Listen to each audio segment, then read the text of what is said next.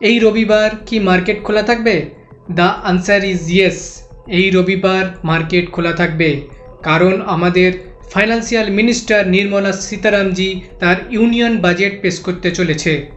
এই বাজেটে আমাদের কোন কোন সেক্টর খেয়াল রাখতে হবে? 1 নম্বর ডিফেন্স সেক্টর, 2 নম্বর রেলওয়ে সেক্টর, 3 নম্বর ইনফ্রাস্ট্রাকচার সেক্টর, 4 নম্বর রিনিউয়েবল সেক্টর। এই সেক্টরগুলো আপনারা সেদিনকে লক্ষ্য রাখবেন। সেদিনকে মার্কেট প্রচুর ভোলাটাইল থাকবে। সেদিনকে দেখবেন কখনো মার্কেট উপরেও যাচ্ছে, কখনো মার্কেট নিচেও যাচ্ছে। তাই নতুন বিগিনারদের জন্য একটা গুরুত্বপূর্ণ কথা বলছি যে তারা সেদিনকে শুধুমাত্র লক্ষ্য রাখবেন, কোনো ট্রেডিং করবেন না। এতে আপনাদের লস প্রচুর পরিমাণে হতে পারে।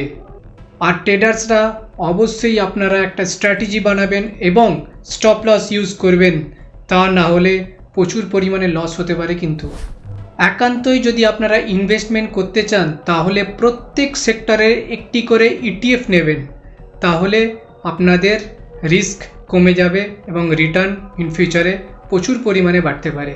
ভিডিওটি যদি ইনফরমেটিভ লাগে তাহলে আপনার বন্ধু বান্ধবী আত্মীয় স্বজন সকলকে শেয়ার করবেন এবং ভিডিওটি যদি ভালো লেগে থাকে অবশ্যই লাইক করবেন এবং আমাকে ফলো করবেন।